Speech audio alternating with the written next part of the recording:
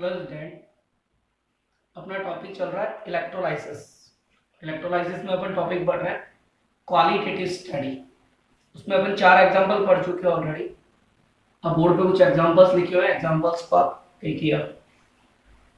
दो तरह की स्टडी थी, एक तो क्वालिटेटिव और एक क्वांटिटेटिव। जो क्वालिटेटिव स्टडी उसमें तो अपन ये जानते हैं कि जब इलेक्ट्रोलाइटिक सेल में इलेक्ट्रिकली करंट पास किया जाता है तो एनोड और जो आपका कैथोड होता है उस पर प्राप्त उत्पादों की प्रकृति जानते हैं, नेचर ऑफ प्रोडक्ट। और जो आपकी क्वांटिटेटिव स्टडी होती है उसमें अपन जब इलेक्ट्रोलाइटिक सेल में इलेक्ट्रिकली करंट पास करते हैं तो जानते हैं कि जो कैथोड और एनोड पर उत्पाद प्राप्त होंगे उनका अमाउंट क्या होगा।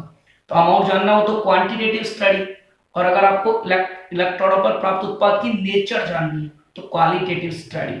अपना टॉपिक क्वालिटेटिव स्टडी चल रहा है। क्वालिटेटिव जो स्टडी उसका टूल होता है विसर्जन विभव, और जो क्वांटिटेटिव स्टडी उसका टूल है फैराडे लॉ। मीन वहां पर अपन अमाउंट अगर जानना होगा तो फैराडे लॉ के बारे में पढ़ना पड़ेगा, जो भी अपन ने पढ़ा नहीं अपना अगला टॉपिक होगा। और अगर आपको नेचर ऑफ प्रोडक्ट जानना है तो आपको विसर्जन विभव के बारे में पढ़ना होगा। विसर्जन विभव बैक वीडियो में अपन डिस्कस कर चुके, उससे बैक में भी पढ़ चुके अपन।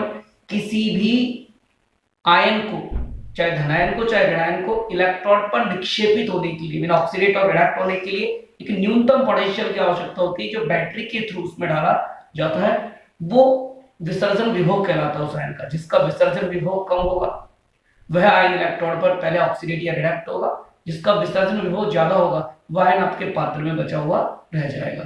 किसका विसर्जन ज्यादा है किसका विसर्जन कम है ये हम पढ़ चुके हैं। अब बोर्ड पे कुछ एग्जांपल्स कंसीडर कर रखे हैं। Example of electrolysis in aqueous solution, जलीय विलयन में कंसीडर कर रहे हैं with inert and active electrode. तो अक्रिय इलेक्ट्रोड में भी पढ़ेंगे और सक्रिय में भी, ठीक है। और एक्वस सॉल्यूशन, दो तरह के इलेक्ट्रोलाइसिस पढ़ते हैं हम। एक तो पढ़ते हैं मोल्टन स्टेट, गलित अवस्था, और एक पढ़ते हैं एक्वस स्टेट, जलीय विलयन अवस्था। जब मोल्टन स्टेट लोगे तो एक ही धनायन होगा एक ही ऋणायन होगा। जैसे आपने गलित NaCl लिया तो Na+ क्या हो जाएगा रिडक्ट, और Cl- ऑक्सीडेट, और आपको उत्पाद प्राप्त हो जाएंगे। लेकिन जब जलीय विलयन लोगे तो टोटल आयन होंगे 4, 2 धनायन और 2 ऋणायन। तो फिर अपन को जानना पड़ता है कि कौन सा धनायन रिडक्ट होगा, कौन सा ऋणायन ऑक्सीडेट होगा, और कौन सा धनायन और कौन सा ऋणायन पात्र के अंदर बचेगा। उसके लिए अपन को विसर्जन विभव की आवश्यकता पड़ती है। तो बोर्ड में जितने भी एग्जांपल हो सब डीपी के थ्रू सॉल्व होंगे। एग्जांपल फर्स्ट आपका इधर इलेक्ट्रोलाइट है, पहला कॉलम, दूसरा कॉलम एनोड है, तीसरा कैथोड और चौथा कॉलम है अदर्स। फर्स्ट एग्जांपल कंसीडर किया हुआ बोर्ड पे, CuCl2 aqueous with Pt electrode. Pt बोले तो इनर्ट इलेक्ट्रोड, वह इलेक्ट्रोड जो रिएक्शन में टेक पार्ट नहीं करता, सिर्फ रिएक्शनों को सरफेस प्रोवाइड करवाता है, ऑक्सीडेशन रिडक्शन के लिए सरफेस देता है, उसको बोलते हैं अपन अक्रिय इलेक्ट्रोड, इनर्ट इलेक्ट्रोड। अब CuCl2 जो आपका इलेक्ट्रोलाइट है, विद्युत अपघट्य है, उसके अंदर दो तरह के आयन है, Cu+2 और Cl-। जल ले रखा है तो स्वाभाविक है दो आयन जल से आएंगे, H+ और OH-। अब 2 धनायन हो गए और 2 ऋणायन हो गए। अब अपन ये जानना चाहते हैं कि दोनों धनायनों में से कौन सा धनायन रिडक्ट होगा कैथोड पर। करेक्ट, पॉजिटिव है तो कैथोड नेगेटिव पे जाएगा रिडक्शन के लिए। अब जान लेते हैं तो डीपी H+ आयन का ज्यादा है और Copper+2 का कम है। जिसका कम होगा वो रिडक्ट होगा, जिसका ज्यादा डीपी होगा वो पात्र में बचेगा। ये तो बात हो गई आपके कैथोड की। तो कैथोड पर आपको कॉपर सॉलिड प्राप्त होगा, ये कॉपर सॉलिड प्राप्त हो गया। फिर आती है बात एनोड पर। एनोड पर आपके पास दो आयनों में कंपटीशन है, Cl- और OH-। You know that OH- का डीपी ज्यादा है और Cl- का डीपी कम है। CBI, Cl-, Br-, I- का डीपी OH- से कम होता है। तो Cl- क्या हो गया ऑक्सीडेट, तो आपको एनोड पर क्लोरीन गैस प्राप्त हो गई। अब बात आती है पात्र में, तो पात्र में आपके H+ और OH- भी जल बच गया ऐसे कैसे। अदर्स में लिखा हुआ CuCl2 की कंसंट्रेशन डिक्रीज होगी। इधर देखो CuCl2 आपका गायब हो गया तो कंसंट्रेशन क्या हो गई डिक्रीज। ये फर्स्ट एग्जांपल कंप्लीट हुआ। सेकंड एग्जांपल लिखा हुआ CuBr2 aqueous with Pt electrode, inert electrode पर है ये भी एग्जांपल। अब जैसा एग्जांपल CuCl2 का है, डिट्टो एग्जांपल किसका है CuBr2 का।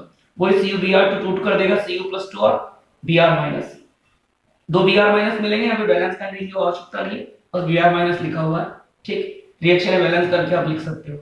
दो आयन मिलेंगे आपको जल से, धनायन H+ और एक ऋणायन OH-।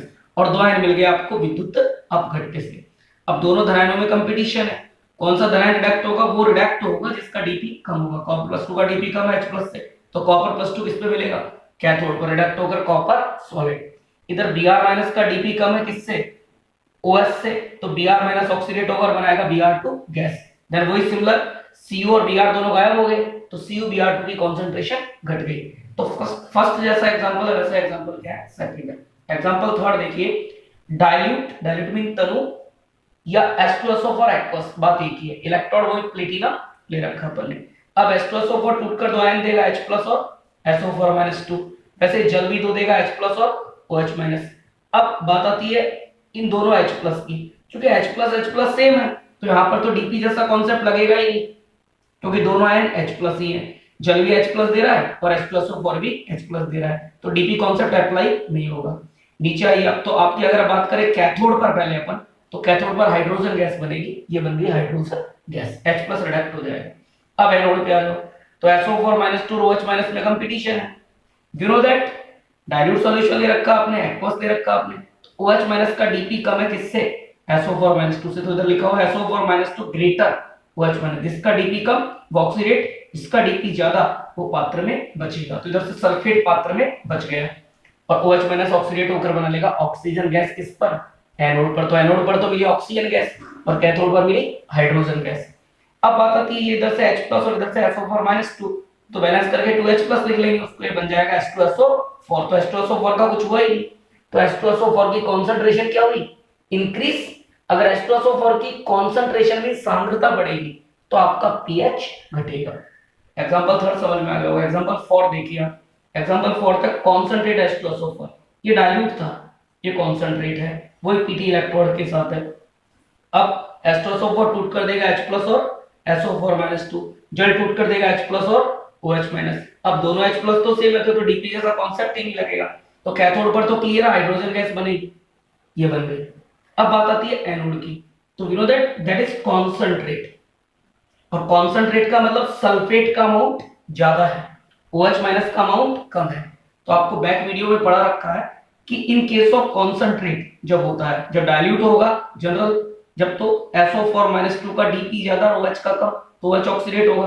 लेकिन बात कॉन्सेंट्रेट की अगर चलेगी, तो SO4 - 2 का डीपी क्या हो जाएगा, कम, और OH का डीपी ज्यादा, तो OH माइनस का डीपी ज्यादा है और SO4 - 2 का डीपी कम है, दैट इज इंपॉर्टेंट एग्जांपल।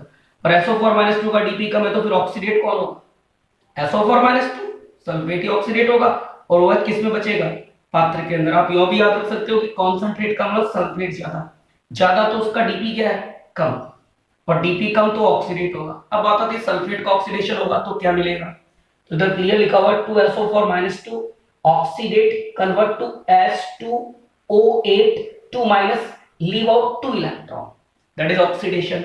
नीचे क्लियर कर रखा है खोल के, सल्फेट का ओपन स्ट्रक्चर है, ये ऑक्सीजन -1 चार्ज और इस ऑक्सीजन पे -1 चार्ज, ये टोटल -2 दिख गया होगा, टोटल SO4 - 2। कितने मॉलिक्यूल ले रखे हैं, 2 ले रखे हैं, तो आपके पास 2 SO4 - 2 ले रखे हैं, 2 सल्फेट। अब प्रत्येक ऑक्सीजन का अगर ऑक्सीकरण आप निकालोगे तो -2 इसका आएगा, -2 इसका, -2 इसका, -2 इसका, और सल्फर का ऑक्सीकरण का आएगा +6। ये तो गई सल्फेट की कहानी। जब सल्फेट ऑक्सीडेट होकर बना रहा है क्या, H2O8 2 माइनस। अब H2O8 2 माइनस में अगर अपन बात करें, ये ऑक्सीडेशन हुआ किसका है वास्तव में, देखो सल्फर का ऑक्सीकरण यहाँ भी +6 है, इस सल्फर का भी +6 है, और इधर भी सल्फर का क्या चल रहा है, +6, इसका भी सल्फर के ऑक्सीकरण में कोई परिवर्तन नहीं हुआ, तो सल्फर का ऑक्सीडेशन नहीं हुआ। अब इधर आ जाओ, इधर 4 ऑक्सीजन -2 में है, इधर ये तीनों ऑक्सीजन भी किसमें चल रही है, -2 में। अगर ऑक्सीकरण निकालोगे तो -2 में आ जाएंगी, और ये तीनों भी -2 में।